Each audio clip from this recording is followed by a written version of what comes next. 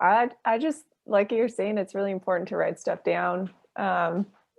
Even just day to day, like really simple stuff, like just writing down your to-do list for that day. If you add on there, like make my bed and drink 20 ounces of water, if you have that on there every day for a few weeks, it just becomes routine nature for you. And then you don't have to put it on there anymore. It's just something that you're going to do. So then it gives you more room to add other things onto your list. Like, okay, now I've got those down. So I'm going to add in like, go for a 30-minute walk and, get cracking on whatever work you have to do from home.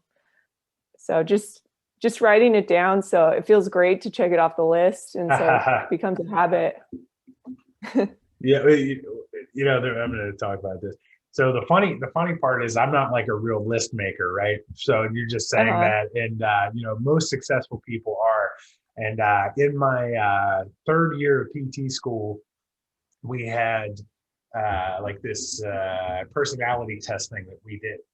We would do these, once a month, or so we would do these kind of group, team building type of stuff, with everybody in the class. And so I take this quiz, and long story short, I end up basically there was four corners in the room, and each corner had its color that correlated with what personality type you were. So you took the quiz, you ended up, once it was over, you broke out into your different areas. And so I think I was blue, if I was correct with the color. But basically we had like, 30 kids in our class, and 26 kids were on the other side opposite of me. And the personalities, like if you were on one corner or the other, you were basically the opposite personality, right? And so on one side of me, on the other side, we had 26 kids, me, and then like in the one corner, there were two over here, and in the other corner, there was one other person. So I was like the biggest outlier in the group, and it was because I'm not really a list maker, checklist maker type of person. I do a lot of stuff in my head, which is I've always been able to do it. But at the same time, like you're saying, if you want to be more effective, you need to create those lists. But this one girl in the class, and I never forget it, she goes, sometimes I just create a list just so I can check it off. And I was like, what? And I was like, but that like opened my eyes. I was actually thinking about this yesterday. Back then, I really didn't have a lot of emotional intelligence. Like I just didn't really, almost care about the differences between individuals. I had a very robotic mentality when it came to achieving and being successful. And then I got into coaching when I was in grad school, and I started realizing that the athletes, each guy on the team was different, and that they needed to be treated different. But I wasn't very good at it at first. I really, really struggled with that idea. I thought it could be like a one size fits all type of thing, and it definitely didn't work. So going back to that list maker type of person, it was one of the first aha moments that I had, where I was like, well, maybe I should create some lists type of thing, but I'm not going to be like that person, right? I'm not going to be so ridiculous that I'm just going to create a list to check the boxes because of how it makes me feel type of thing. Like I need to have real achievement.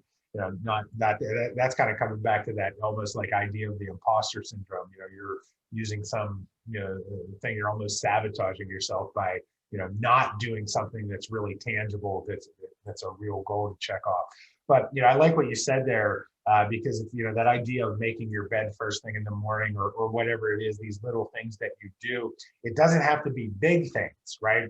And that's one of the things that they talk about, just showing up to your workout, right, is a huge improvement in your self-efficacy, right? By just setting a small goal and achieving it, even if it seems to be kind of mundane or monotonous, right? It really strengthens your self-efficacy because you did what you said that you were going to do, right? And that in and of itself, coming back to that 10 out of 10 principle, is challenging enough just to be able to say, okay, you know what, I'm going to stay focused and achieve, whatever the strategy is that I've tried to set out for myself on a daily basis, and just making it to all of your appointments, and and performing on a daily basis.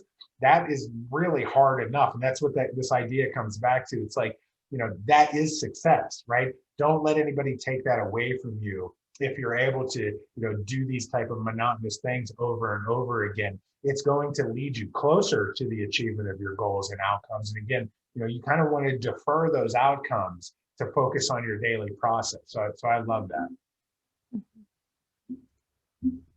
Awesome. Cool. Janan, you got anything? Turner, Jackson Brown?